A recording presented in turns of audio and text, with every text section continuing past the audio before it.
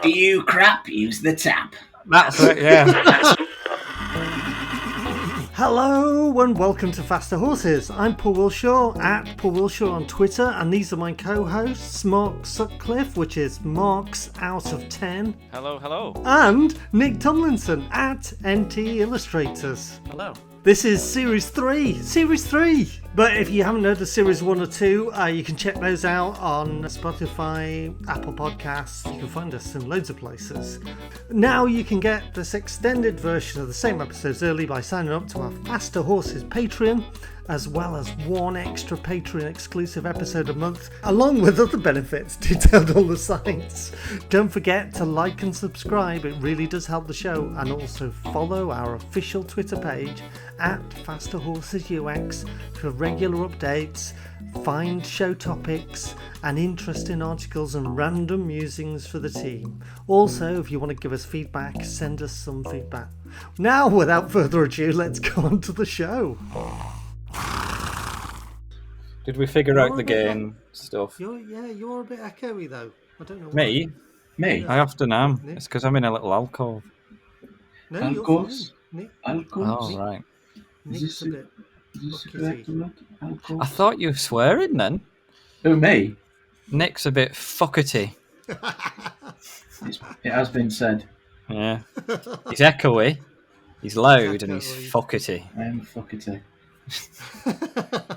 That'll be my personal reference. Yeah.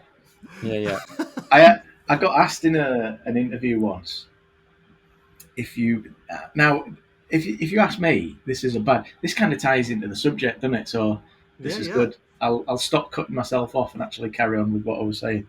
So I got asked in an interview once, and the wording of this is very important, which is what I said to the woman after I answered. She said, "How would your friends describe you? Not how would you describe yourself?"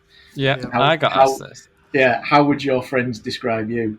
And I told her, and the look on her face wasn't too impressed. And I was like, well, my friends are awful. So you asked. And needless to say, I didn't get the job. What? Go on then. How did you say they described you?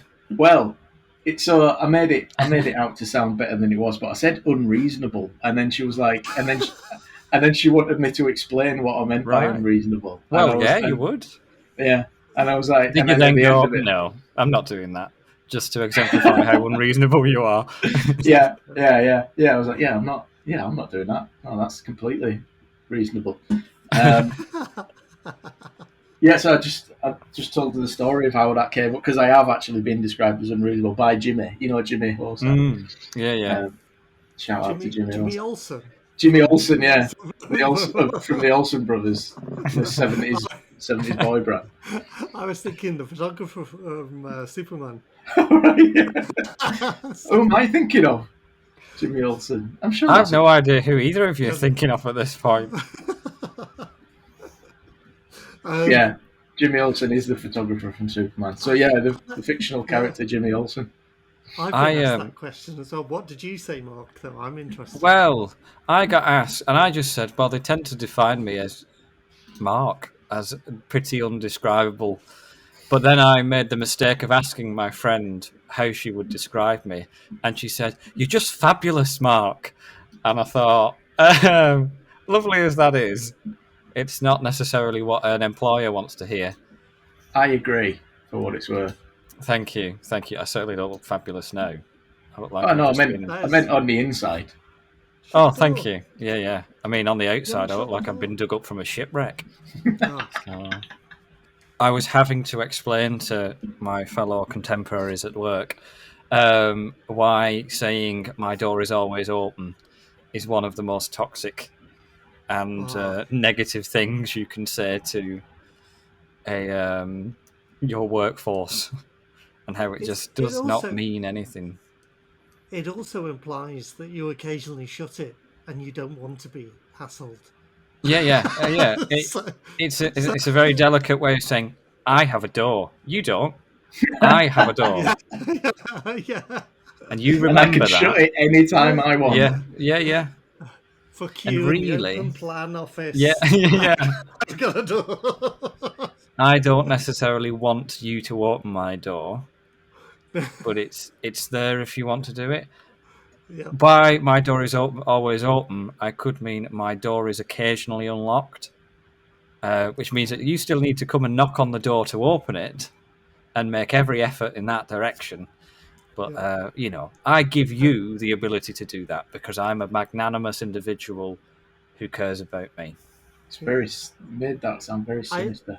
Yeah, well, I do. I find it sinister as well, and I always think then, because if somebody says that, that says to me that they've not got time for you, or especially all the time, and kind of like, oh, you yeah, can't book a meeting in, and Yeah, it sounds like I'm gonna make myself scarce until you need me, yeah, and yeah. I'm not going to involve myself with anything that you're doing until something bad happens. Essentially, Yeah.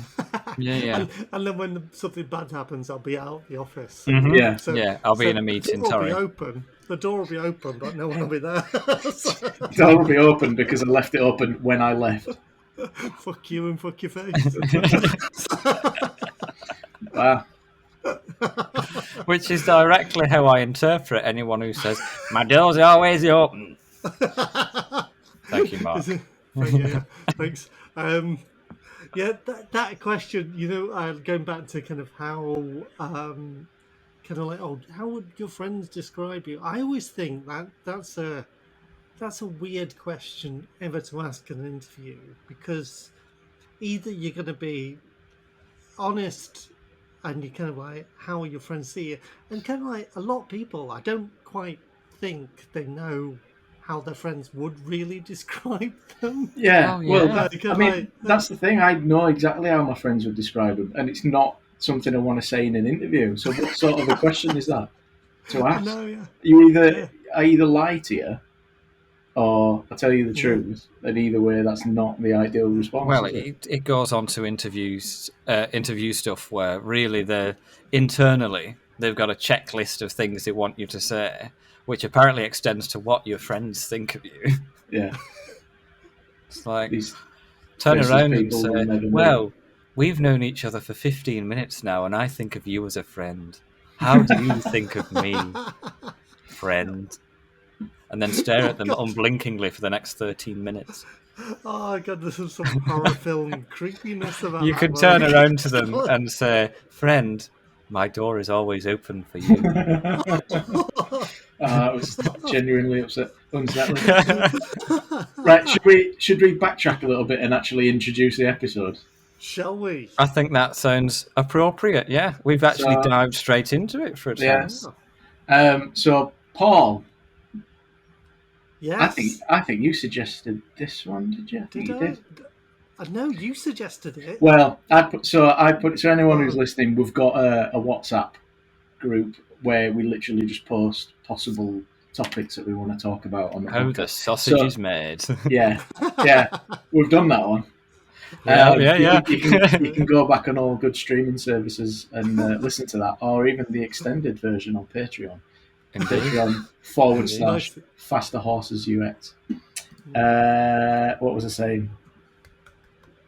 Is that those ghosts? A small crowd. What the hell is going on there? It's crazy. Clapping ghosts. All right. Thanks, guys. What was the top? Oh yeah, so I put job titles in there, and then Paul volunteered that for this week's episode. So technically, Paul, you've got to introduce it. Okay. Fair enough. I think this is a really good one because I think even as so we call this a UX podcast, even though we probably don't talk about UX purely as kind of like a massive topic. And UX stands for user experience, and there are 101 different job titles in UX, and kind of I don't even think UX people know what all the job titles are and what the job titles mean. Absolutely. One day you could be applying for a product designer, which will include UX. Mm-hmm. And the next day, you could be doing a job interview for a UX designer. They'll include UI design, UX research, and everything else. So, yeah, I think this is a really good one and quite a nice. I'll do that again. Quite a nice hot topic because UX, I still think UX is quite infantile in the job marketplace. It's I quite a agree. newish subject. Well, even the terminology, you could only say that started to come together in about mid to late 90s, even though the job description has been around. So I do the inductions at work for everyone who joins the company. There's about 8 people every 2 weeks. And most of them are not user experienced people and have a limited understanding of what user experience is. And one of the things that I say at the start of these inductions is that user experience tends to mean different things to different businesses. And the relative maturity or age of a company, not to mention the kind of product or software or service it's building and providing, I think can really distort or influence what people think UX design actually is within that organization. Yeah, Yeah, definitely. definitely. I think there's a lot of issues as well. I think because of kind of like the where UX has come from. So UX has come from a lot of design roles, and people have either adapted into a UX role or they're brand new to it, or you've even got kind of like people who can like self-taught like me. Apologies to everybody. But and then you've got kind of what that job should do and what that job entails, and like that is often not aligned to the job description or what the realms of UX is, what UX is taught, and even kind of like there's a lot of things that we don't quite, kind of like you'll be putting down like lorem ipsum copy in your designs, and then kind of like people reject the design because it's not the proper copy. So you'll have to write copy Mm-hmm. for that design, and and then other people come from it kind of like a brochure, and you're designing like print on a digital medium, and like there wasn't the user experience of brochures, although there was so kind of like how to tell a good story and some elements of it, but there isn't the user experience. There was kind of like some quirky things, and kind of like if you fold open, and kind of like you're surprised and delight when you go through a brochure, but you don't have kind of like oh, we've got to sell what's the clicking on this, and kind of like how many people are on that, and it's noisy in my background, It is. so I'm going to shut up talking. That's standard But you fare get at this the point. idea, yes. It's very on brand for fast I know. horses. Yeah, so I think what you say is very accurate. I've had a bit of insight into this recently, so cat's out of the bag now. I can talk about it. But I'm switching jobs in a couple of weeks, and I've been applying for jobs for quite a while now.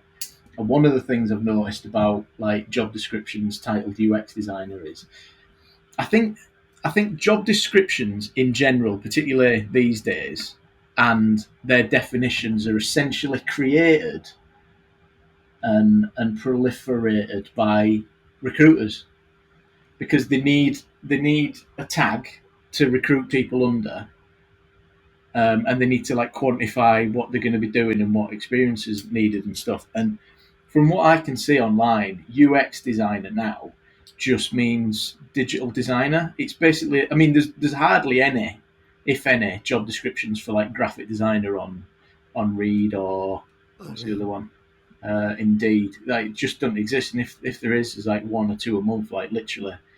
And I think they've just latched onto this term of UX designer, and anything that's digital, anything that involves working, on software or particularly websites, you're a UX designer. And when you go through some of the job specs, it's a pretty good indicator of like what what the company, like how mature the company is in terms of like that area of the department, or that area of the business. So I was looking at one the other day, or the other week, should I say, and they had things like helping create like branding, tone of voice, design documents for marketing and stuff like that, as well as like user research, user experience design and stuff like that. And it's like, well, if you think that's what a UX designer is, that's a bit of a red flag that like you don't really know what you want, do you? You want a designer, but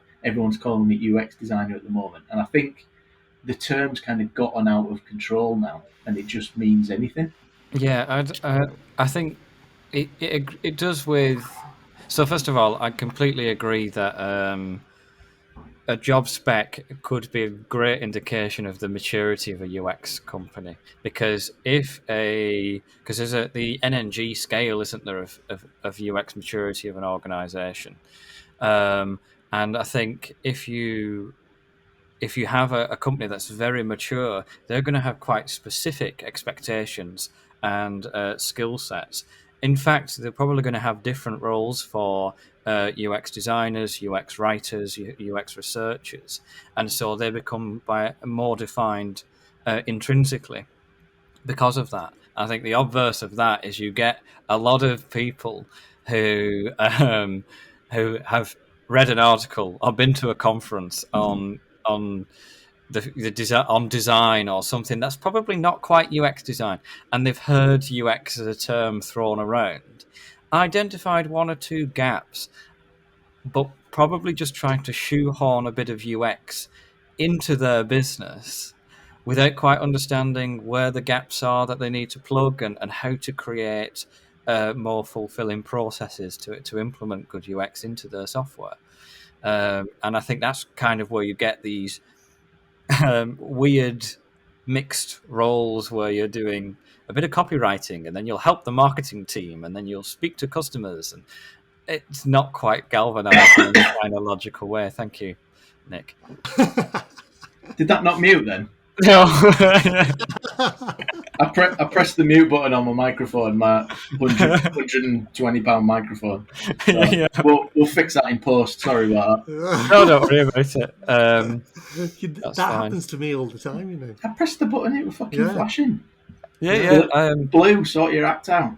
Oh, one Yeah. second. You know what that could mean? Are you using your blue? Are you using the right microphone? Well, yeah, I checked it in the inputs thing. Okay. We'll also cut this out. Yeah. Yeah. Yeah. So where was I?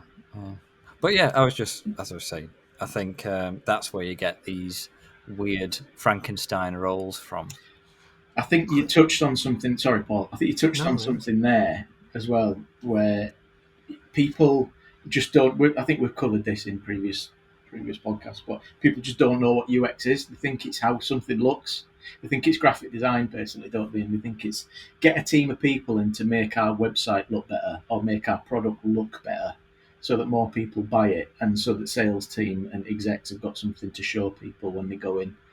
That's what they think UX departments do, I think. Yeah, Sorry, and the surprise when you turn around as a UX lead or strategist or something like that and say, yeah, sorry, we have to gut your entire product here and start again because you've got people going around this the wrong way.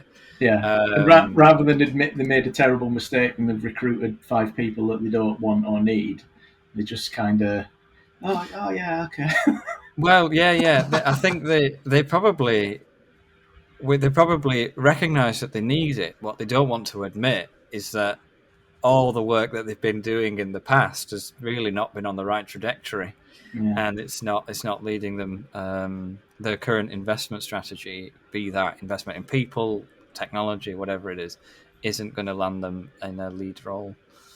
Yeah, I think interestingly though, because I think this is where the real power of UX is, and you can tell businesses that, and they don't necessarily have to have a well established UX team, but they've got to listen to the customers. That's the key thing, what the customers want.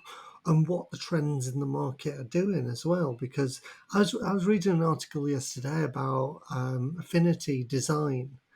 Go on, Sorry, Nick. I hate to be a pedant, but I always try and say users. Do you mean users or do you mean customers? I Because mean that's customers. all right. Okay, I mean interesting. Okay, customers for yeah, yeah. this. Okay, So yeah, I just want to clarify yeah, for my yeah. own benefit. So yeah. Listen, because because I will. So Affinity Design, they made this really cool app that was kind of taking on Photoshop. But what happened in the market between them releasing this, they were lucky enough to get featured on the front page of the App Store, and they made this desktop app for designers. And they were kind of like really kind of like went to town with like the UX, looking at kind of like all the pitfalls of kind of Photoshop, and then kind of building on those and making a really cool tool that we use for designing. But what happened in the background is that people stopped using Photoshop to do website design, and then they kind of pivoted their whole company based on this one app, and went to a multi-app business then, and they targeted then photographers. So they specialized their apps then and streamlined them for that one particular person, one customer base. And in this case, kind of they did affinity photography, and they kind of targeted the photography market, whereas Photoshop was this big bloated thing that did absolutely everything. And they said, look, we're going to do this, we're going to kind of base it on everything is going to be, lens based, and everything's going to be like your digital darkroom. And then on the, at the same time, they had an Illustrator kind of app, and they made that as well. And they became hugely successful because they changed their market from going from a digital design tool to honing in on photography, because they knew that's what they were good at and knew that's what they were doing. And it's that listening to customers that, and the potential market. And that's why I say customers and not users, because, I guess kind of like if you ask your users what unless. they want. Oh, sorry, you broke up then. Oh yeah, if you ask your users what they want, they'll probably say better, faster tools or faster horses. Um, not that that was ever a quote, but we'll pick that on for another episode. And if you ask your users what they want, they'll probably say, "Oh, I want another 100 tools to do this. I want another thing like that." But they were quite clever, and they split out their product into 3 different apps. And rather than making one big bloated app, they kind of really uh, identified their target audience and went for that customer basing, and probably lost some customers in the process or lost users in the process. So When was this? Like what? When was it this recently? was kind of like it was about 4 years ago, and they went Yeah. through and they were kind of popular, and then they kind of went into that kind of like real photography basis, So and they're then like all the pivoted. way in on photography then now. Yeah, well, they do quite a few things. So they do illustration stuff, and they do a few other apps. But yeah, their apps now are very laser focused for that customer base and that target audience, over kind of like what, if they were kind of trying to bring in all those Photoshop users, people would just say, I want that feature in Photoshop. I want that feature in Illustrator in it. I want, can I do some timeline editing? Can I do 3D stuff? And all that crap. And you end up with this product that takes people absolute ages to learn because it's so huge and complex. So yeah, there's all that, and I think kind of going back to the topic of the subject, job titles, they are user focused, and if a business is user focused, then I don't think it matters what job title is, but the business has to be user focused, and I think Yeah. a lot of kind of like, I think it's recruiters and not people not applying for graphic design jobs because they know there's more money in UX design, or that's where they want to go to because their friends doing it, or Well, something like that. And I I, wonder if they are.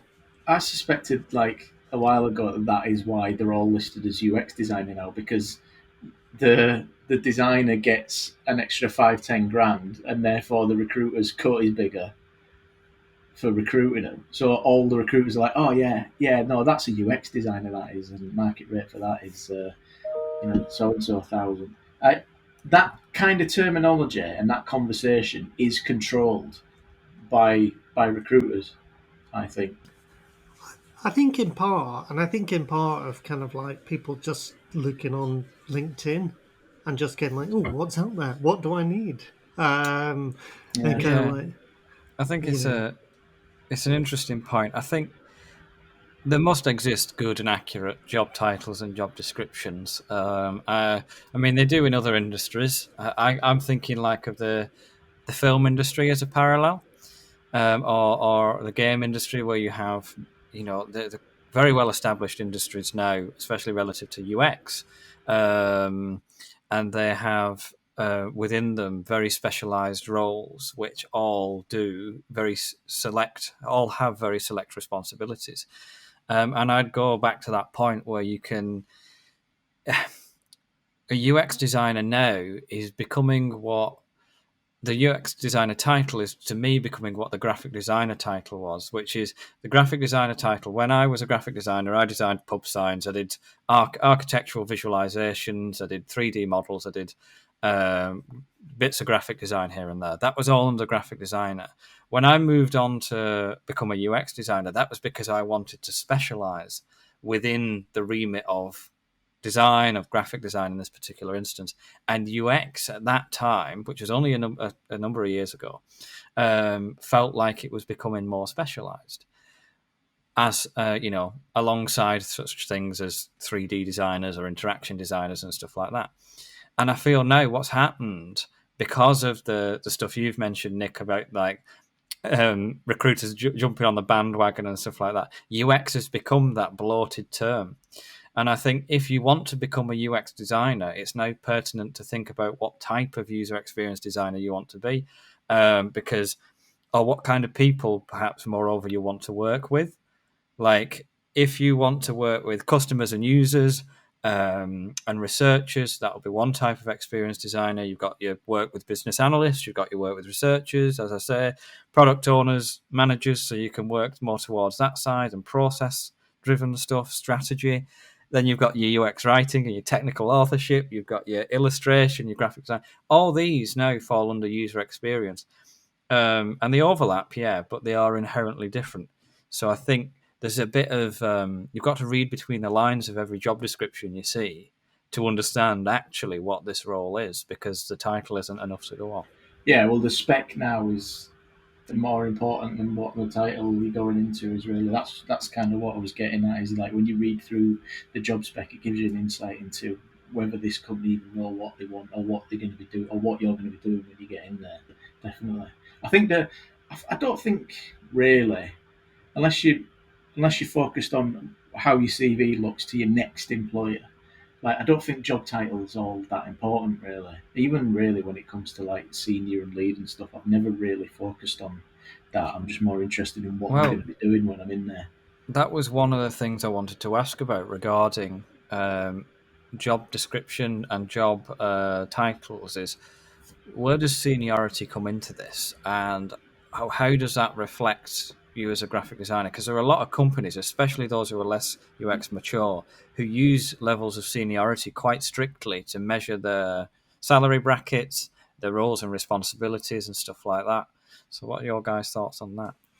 I I'm going to say I think this is a hugely outdated process, controlled by HR and in part by kind of like, because like if you have a bracket for a salary, it's so easy to say then that you're in this bracket, you're doing this job and this. I'm a real believer in paying people for what they're worth and what they bring to the team. So if you want somebody who can do illustration, who's really good at illustration, if somebody's a real people person, you know, they may not be a head of, they may not be senior, but I'd rather pay somebody a bit more money and get the right person than give them the job title. And just think. And sometimes, I mean, I remember when I was recruiting for leads and they're really hard roles to recruit for because, and apologies to any good seniors out there, but what I found was that people coming into a senior role were didn't have the skills because they were more managers and they didn't have the actual skills of doing stuff, which is which is fine if you want a management structure, but let's face it, most jobs these days don't, you don't go into a job and just manage people.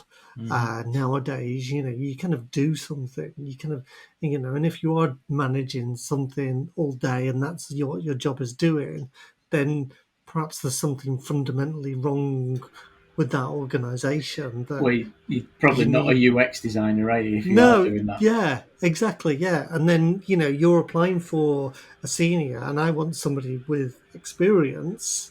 HR have told me I've got to advertise it as a senior because it's in this salary bracket.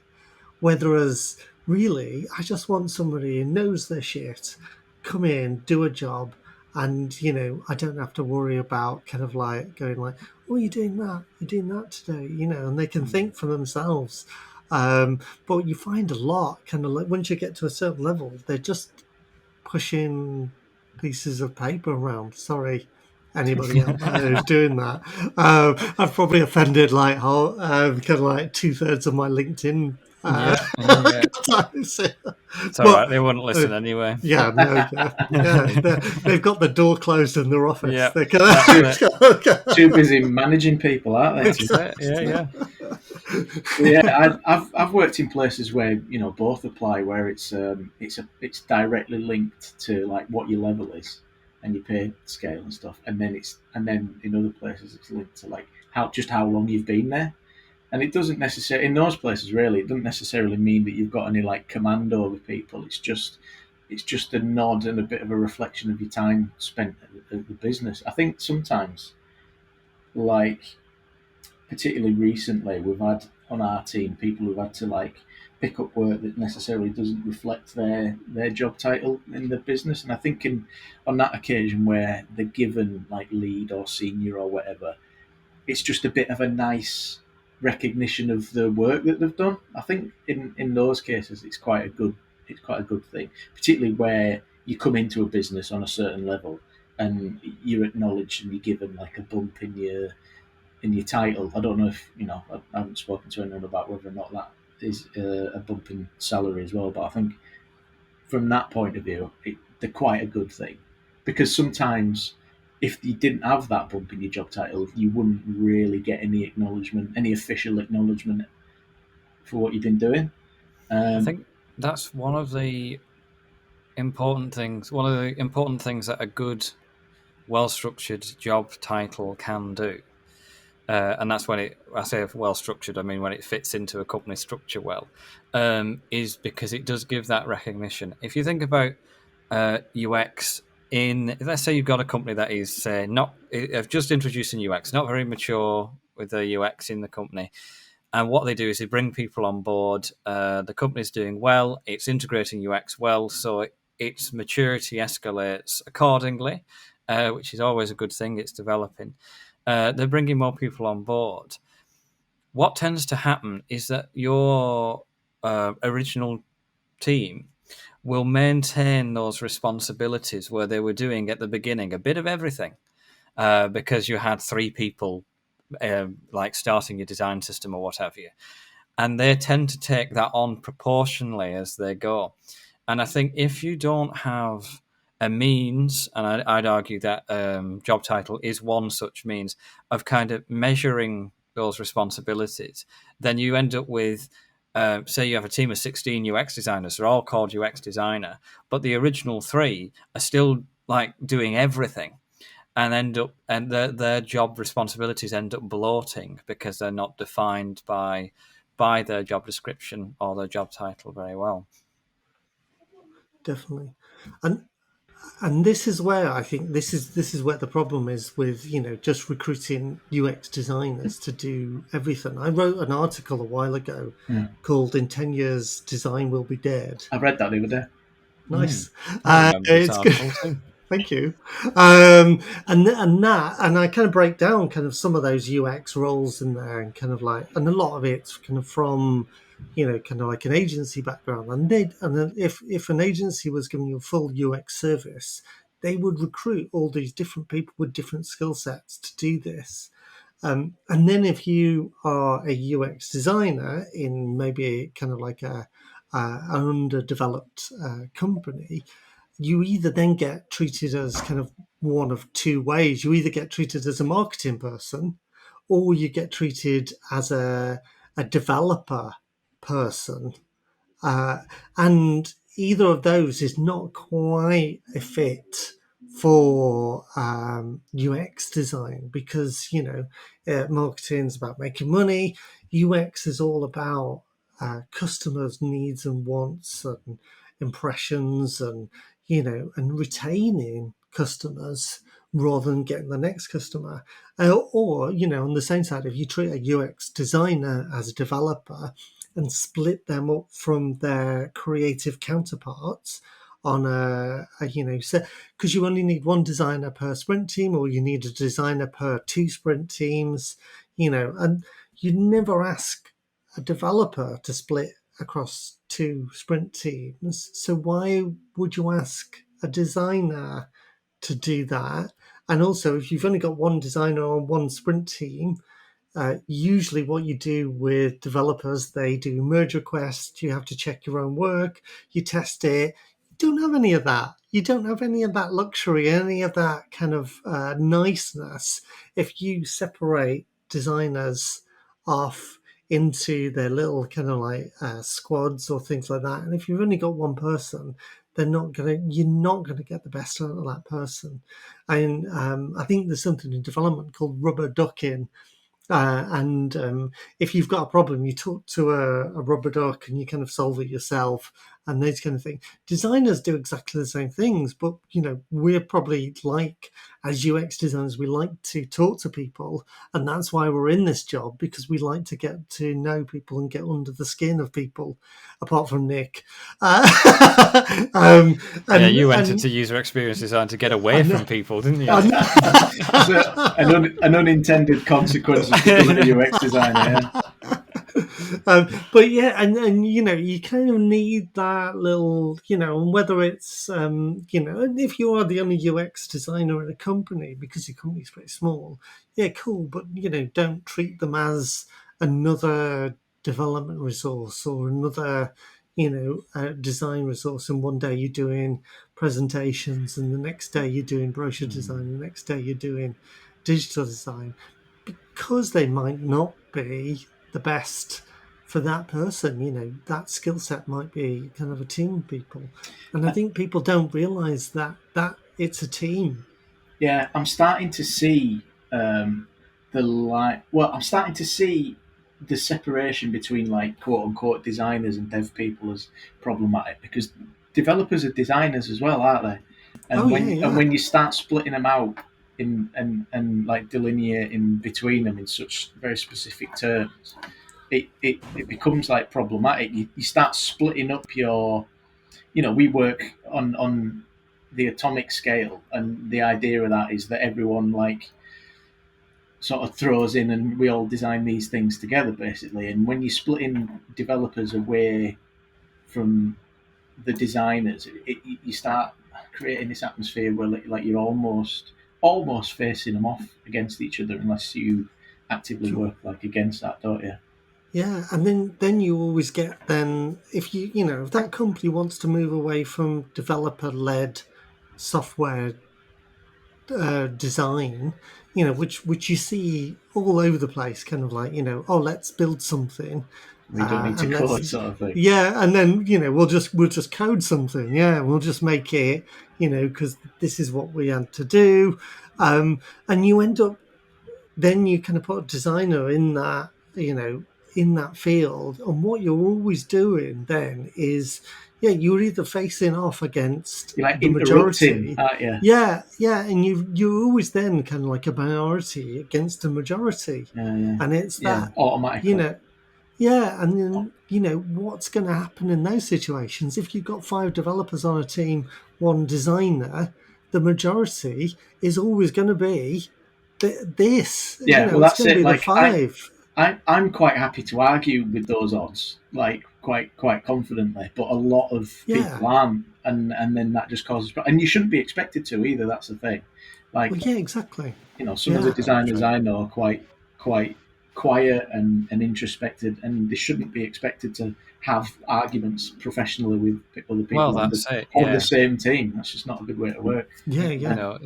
It's all right to disagree. A lot of constructive conversations can happen through disagreements, especially between people who work so closely together as designers and developers should do.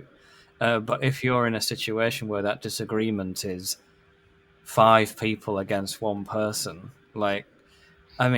any kind of scenario there isn't desirable. I think one of the key takeaways from this, though, and for me at least, one of the key things that I see in the value of good job titling and good job titles is that, sure, you're able to arrange job titles, but more importantly, you're able to arrange the relationships between those job titles, and you're able to anticipate. If you've got good specification under your job titles, you're able to anticipate that your UX writers will have to speak to your UX designers, UI developers, and technical authors. And if you've got interaction designers, you know that they're going to sit between developers and designers. If you've got illustrators, they're going to have relationships with marketing, and as well as the rest of the design team. And I think if you do have a good handle on what each of these jobs does, what the titles are, what the descriptions are, then you can start to understand the relationships and thus implement processes that actually are effective, and you don't just end up with design by committee, even if it is a committee of designers. Yeah. I mean, like saying design by committee, it doesn't imply that we don't want the input of like people who aren't designers. It's saying that we don't want design by committee. Even I've never really thought of putting that into words like that before. That's so true. Like design by committee by 7 excellent designers is still still not so good, is it? Yeah. Was that your theory, Paul? By the way, you said you had a theory about that. Did you get to fire that off? Is that what you were talking about? Yeah, so it was kind of what was I talking about ages ago? Yeah, so I think it's just that bucketing the UX designer bucket, isn't it? And people not quite knowing what UX design entails, and it's complex, kind of like, and especially if you're working in a complex systems. Listen to our previous episode for that. for that. Shameless. Yes. And especially if you're, the time then to get from talking to your customers to getting something out of the door is going to be a lot longer, and it's not the same as saying, oh, let's build something, and getting a team of developers to build something, because that's a different skill set, that's a different ask. And if you're asking UX designer to go talk to customers, find out what they want, but hey, we're going to just build something anyway. We've got dev teams ready, and then kind of halfway through, come back with your findings. That's not, UX. That's a part of UX. It's not design, is it? No, and that's kind of taking it out, and then kind of that one person's got to catch up, and they'll be working all hours to kind of like get to where the devs are, and then that one person then is arguing with all the devs and thinking, those past 3 months you've been working on, I've been speaking to the users, this is it. They go off and do that, and then they're like, well, we've made a clear case that that's not the way to do it. And they're like, well, we've done the work now. Yeah, we don't have scope to change it. It'll have to happen in a future iteration. The future iteration, by the way, we're starting now. So if you can go and do the design work for that next iteration, we'll see you in a month's time. Yeah. And then this process will start over again. Yeah. I'm just going to drop the giant turd that is probably a whole episode in itself called MVP. Oh, yes. That's on the list, that. Yeah, and I think that phrase in itself is problematic. I think like job titles, though, that's come to mean something else than what was initially intended, which happens a lot in places like this. They grab hold of a term like agile. The amount of times I've heard the term agile, and I think people confuse agile with a capital A with agile with a small a, don't they? Because there's the process of agile, which people follow, and then there's the idea of just being nimble and being able to react to things. But no one understands what that means anymore. Similarly with what was the term we were talking about before? MVP. MVP. So that's just like fucking get this out now. And we'll change it later, which they never do. Yeah. Well, there's other terms coming around now, isn't it? There's minimum viable product, sure. Yep. In, I think, our previous episode or the episode before, we mentioned buns, which is, what was it? Burley BAPS, that was it. Oh, BAPS, Burley acceptable product or something like that. Yeah.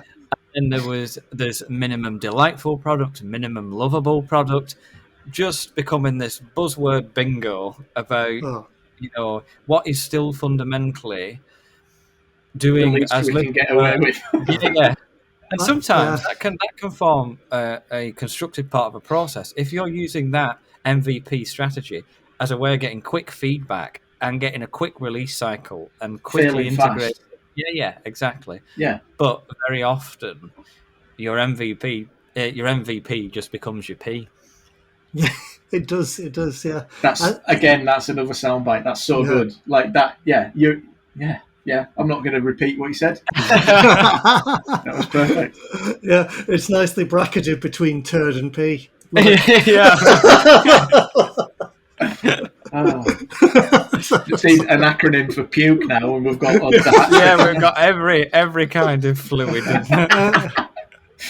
But I'd argue as well that if you've got a minimum lovable product, or kind of if you've got a minimum viable product, you probably don't need to do loads more dev work on it because you've got a product. And it's good, like, you don't see toy manufacturers go, let's put out Barbie there and let's sell do the heads later. Yeah, and we'll do we'll have a bold one, which I think there are some bold ones now for kind of like. But that was a fully realised product, though, wasn't it? Yeah, that was inclusivity consideration, not a bug that turned out to be a feature. Yeah, which is what I think holds together most MVPs. But they didn't put out Barbie with no legs, did they? When they first released it, kind of like we'll just add those later. But you had to get the clothes set. Like DLC. We'll ship them later. But that opens up the whole conversation of computer games and DLC and day one patches. Like those are all MVPs, aren't they? But it's not the devs. It's never the devs going, this is good enough. Let's release it on the date that we were going to release it on. It's always that comes from elsewhere. Responding to other pressures. Business requirements at the end of the day that mean that they're not able to implement a full process of research, design, development, and then refinement and re-implementation and stuff like that. It doesn't become cyclic. But we managed to give people there a sneak preview of our future podcast on minimum viable products. Yeah, since we deviated so expertly away from that's coming in hot. Maybe we'll do that on the next episode. Let's do that next. That puts a nice little bow on this episode, sets us up for next episode, and now it's time for everyone's favourite, and by everyone, of course, I mean Mark. Now it's time for UX Tombola, where we randomly pick a product, a thing, a process, or something we do in general life and discuss the user experience of it. Take out the good, the bad, and roast it to perfection. I am your everyone, Nick. Yeah, Aw. you're my everything. Oh. You're my everything, and everything is you. That's a song. I don't know who it's by. Or where I've No, heard it's it. our UX Tombola theme tune. Yeah. Yeah. UX Tombola, give that thing a spin. When the barrel stops, you can reach your appendages. There we go. That's the first Perfect. realised rhyming UX Tombola Yeah, feature. yeah, It's 'cause that's I didn't think about it. I just went yeah, in. yeah, I love that's it. it. Love it. I let the moment You take me. got out of your own way. Right. Okay. I'm going to give the doodah a spin. Hey, Nice. round. live sounds. Seamless. You not? Did you sleep in it last night, Mark?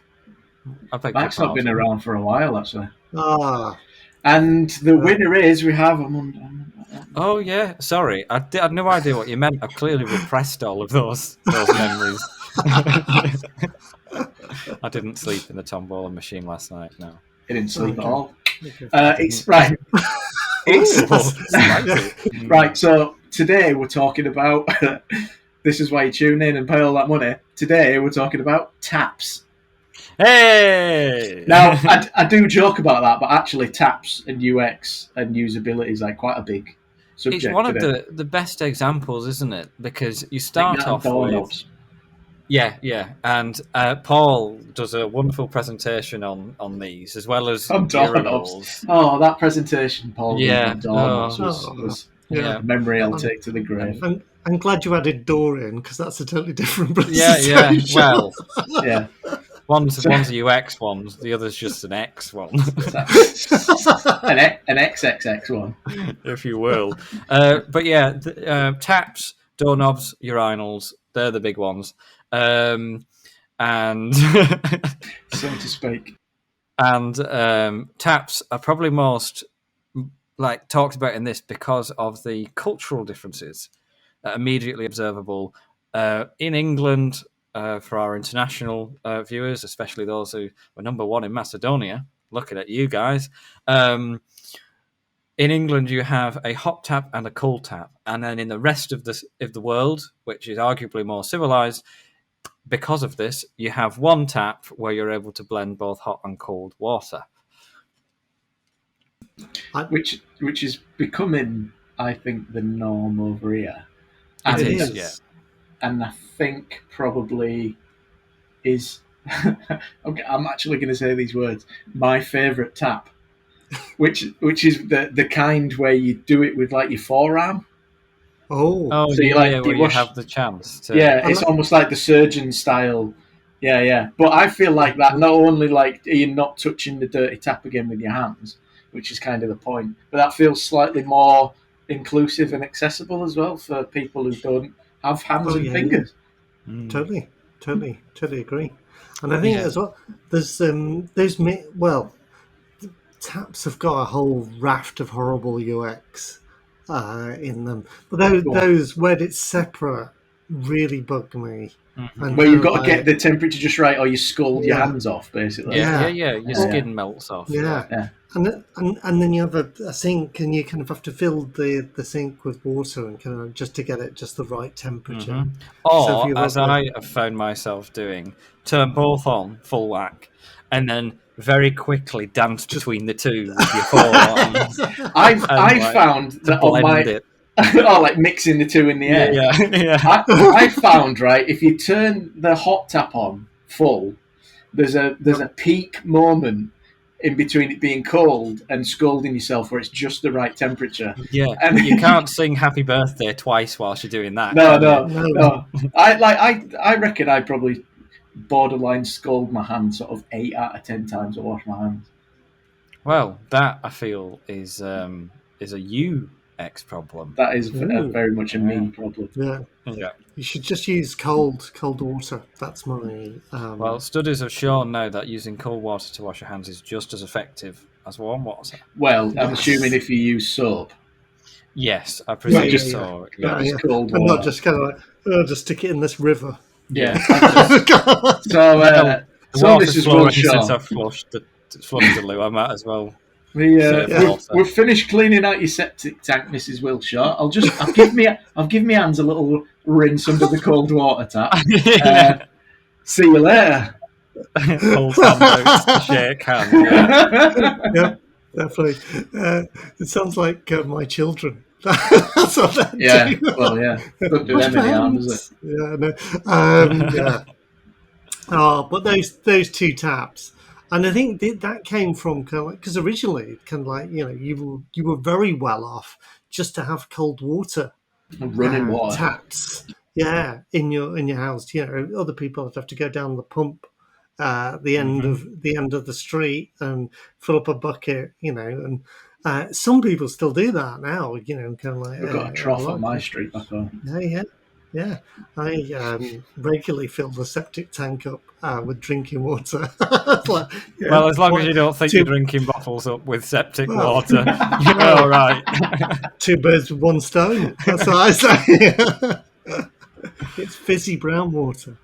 I was. It's like, Thank you. I was staying in Malvern a couple of weeks back, yeah, with a couple of friends, and they have natural mineral springs coming out of La the la. walls in Malvern. The yeah, walls. They live in a cave. yeah. No, they're not in the house. The house isn't like on like a. It's the bedrock holding it together, and the moment Behind that a waterfall. there's a slight tremor, yeah, the 200 gallons of water, 200,000 gallons of water are going to pour through. I don't think 200 would be that many.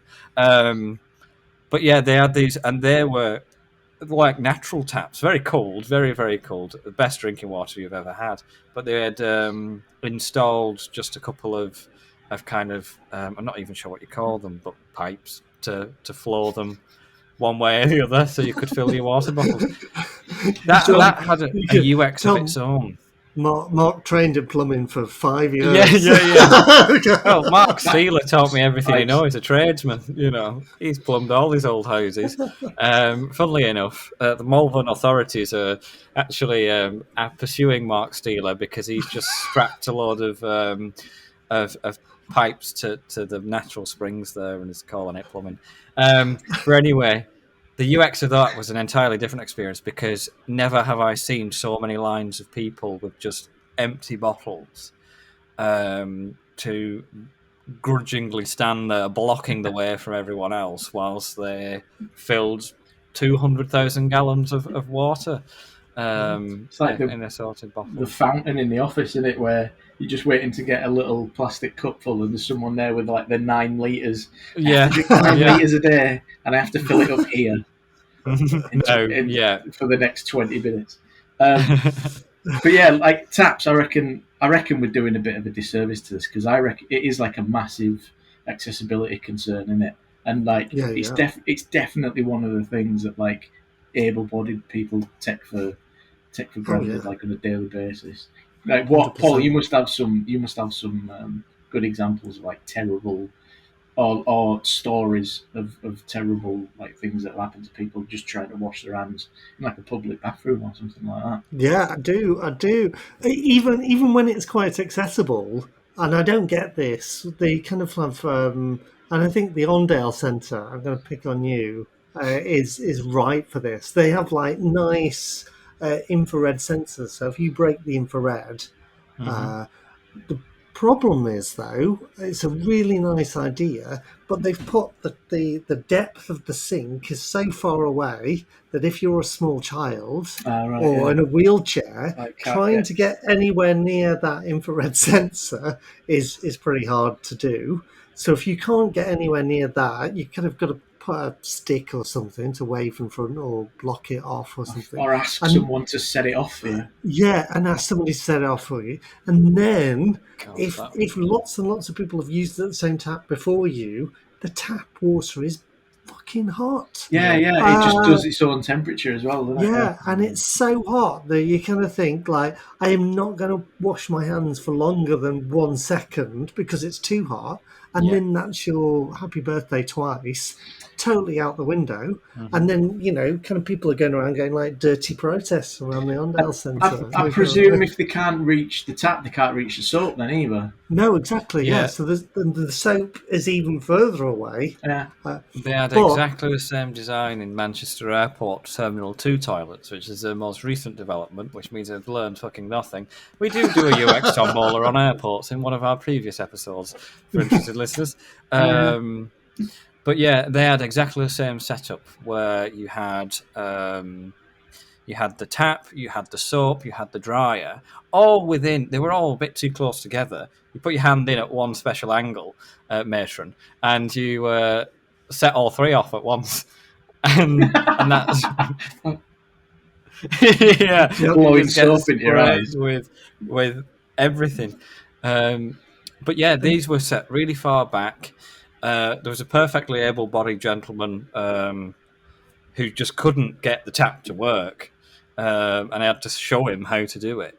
Which it just shouldn't have to. Your bathroom shouldn't have to come with an instruction manual, regardless of your ability level.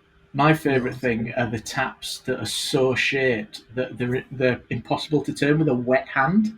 Oh yeah, You've completely misunderstood the brief there, haven't you? Whoever designed that tap, like the number one thing that you are guaranteed to be doing is touching that with a wet hand, and it's impossible to turn off. You've got tiny little fins on this otherwise perfectly smooth.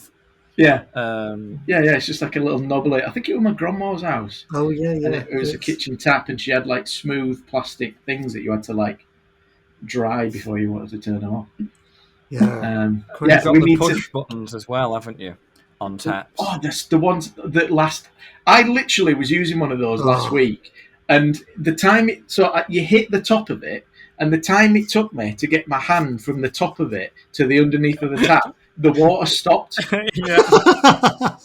Yeah, it was like some off a fucking Tom and Jerry cartoon where you have to like outsmart the water. Like see your own reflection or something. Yeah. You're lucky enough to use two hands. You could press it down with one hand and then use your other. That's it. Genuinely, why didn't I think about that? That's user error, that, isn't it? That's I think how these things are bloody designed. The amount of times I've had to lean on a tap. I'm not a very strong person to start with. Lean on a tap button thing. I'm not even sure what you call them. And then kind of scoop underneath to wash one hand, kind of the sound of one hand clapping, whilst try and blend a bit of soap into you can't rub them together, can you? That's just reminding me of the whole, like, you wash your hands in a public toilet, and then you have to go and you grab the handle on the toilet door. Oh, God, yes. 500 other dirty people, some of which probably haven't washed their hands at all, have grabbed I dare say the majority of which. Yeah. And rendering the whole process like pointless. I think that's probably why I didn't hold the tap with one hand and wash it with the other, because as soon as you go like that again, you've like dirtied your hand. You've defeated the objective. And if you ever get like a small child trying to press that tap, same thing. Yeah. Never going to work. Kind of like, and if someone is kind of like, well, someone broken their arm. How? Lean the whole cast on there. Wet it up. Yeah, I mean, if a borderline genius like me can't even figure out how to use that tap, then the kid's got no chance. Exactly. We've got the whole world is fucked. So we need to figure out some kind of solution that we can then sell to people, Mark. Or your special guest. My special guest, Mark Steeler, can. Also, as well, just kind of on that, those plunger ones, because they were invented to save water. Yeah, or to stop flooding as well, weren't they? Yeah, but what invariably happens is the plunger gets stuck, and it just runs for like forever. 200 years. Yeah. Anyway, what's the product we've got? I reckon I like the elbows, or kind of like reduced mobility taps. Yeah, shall we run with the elbow thing? I think as well, I'd be tempted to put rubber on those as well. So because you were saying that you can grip grandma's handles. If you do want to use, or like texture. some sort of texture. Yeah, it's a silicone cover with texture on. Texture Right. taps. Texture taps. Texture taps for your elbows. New elbow taps. Elbow taps. So, I reckon we should introduce some kind of temperature regulation. Yeah. Yep. So they need to be. What's the word for like? What's a good word for like medium temperature? Tepid. Tepid texture taps. Tepid texture taps. That's very good to say with a northern accent. Can we do smart taps as well? And I don't know why nobody's invented a smart tap that doesn't link with your toilet. So as soon as you press the button and that flush is done, the tap turns on. Tap turns on. And the door locks, and to unlock the door, you've got to wash your hands. Oh yes. There's no manual override. Yeah. Come in. That's amazing. Oh, let's go with that. That's amazing. Texture tap traps. So no, tap trap. That's what it is. So you flush the toilet. It locks that in flushing the toilet. It locks the door, turns the tap on, and then once you've used the soap and turned the tap off, the door unlocks, and you can only get out if you touch a sensor. No, because that doesn't work. I was going to say you can only get out if you touch a sensor with a wet hand, but that's you can only get out. That's undoing everything. Just if you sing "Happy Birthday" twice, you only get out. Okay. I mean, yeah, in a public tap. toilet, that's going to be an absolute fucking chaos, isn't it? Also, this is for public spaces as well. Oh my god, you scared the shit out of me then. Your terrifying demon child. That was creepy. Just appeared on the screen, Paul. Creepy AF. Right, so tap traps, Mark. Tap traps. Right, okay, let me just get into character. Glasses cloths. Arcade machines. Right. Hello. I'm Mark Steeler with another venture for you today that will revolutionise how you piss. You can now wash your... I feel like, first of all, you need to unmute yourselves because I sound like a maniac when you two are laughing off screen. No, you can't. It's because all you be able to hear is me laughing. You need we can reduce the gain on that. Anyone who joins Patreon can watch the video version of this episode and they can see it. Yeah, and the cognitive dissonance won't be quite as bad. Yeah, right, okay. It's only a pound, Mark. That's fair enough. Right. And a pound is an opportunity to Mark Steeler. Right, take it from the top because okay. Cool. Yeah.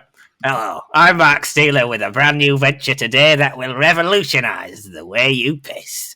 So, once you finish your what's it and you need to wash your hands, you can use our tap traps today to revolutionise. Once you flush your doozy away, you will be locked in your room for the foreseeable until you wet your hands,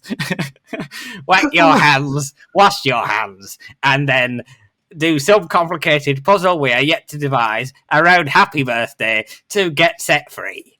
If you don't do that, then the water won't shut off. So, about 2 weeks later, your drowned corpse will be found as the door implodes all over the Arndale Centre. Good day. That's Tap Traps at Bolton Market. Love you. Bye. Mwah. It turns from like a great UX solution to like an episode of Saw. Final Destination taps. Yeah. Oh, the little thing wheels in behind you and he's like, would you like to play a game? I like how you slipped in moisturising your hands. Yeah, I just thought. I didn't think. Moisten. That was the word I was. Moisten. Well, I wasn't. Mark Steeler was looking for. For Christmas, Nick, can you please get me a thesaurus? Thank you. Oh my god, I'm literally crying. Just the constant sinister solitude of Mark Steeler. Whilst you two look like you're dying off on camera. Dropping out a shot every time he says it. I think we just combine, yeah, what all combine? all of these products into Oh. one super product. Oh yeah, Oh, that's inevitable. Yeah. we're going to do that at the end of the year. We'll release like a JML booklet that you can with like all the adverts in it that you can get on Patreon. The Mark Steeler Annual. Yeah, Perfect for Christmas in July. audio now. QVC. Audio now to ensure disappointment. Yeah. Oh my god! Right, I think we've gone out on a high there. I think we wrap it up. I think that's amazing. Enjoy that. Yeah. Absolutely amazing. Oh God! Love I it. started getting nervous before I do them now because Yeah. I've no idea what Mark Steeler's going to say. I did a little bit with the songs, but I found today you just got to launch into it. Man. You have, Yeah. yeah. Definitely. No one's listening anyway. So No, that's don't worry true. about That's it. true. Except the whole of Moldova. Yeah. Well, they were until you butchered the nation's name. Macedonia, we love you. Yes. Number one design podcast. Macedonia. Yeah, I I, don't know. believe so. Was it- Excellent wine as well in Macedonia. Right, I think it's time for the traditional peace. Yeah. See you next time. That's another episode in the bag. Thanks for listening. Don't forget you can sign up to our Patreon at patreon.com/fasterhorses for an exclusive extended version of this episode, as well as bonus content each month and other perks detailed on the site. Don't forget to subscribe on your preferred streaming service and follow us on Twitter at fasterhorsesux. Catch you in a couple of weeks for another episode, and we'll see you soon.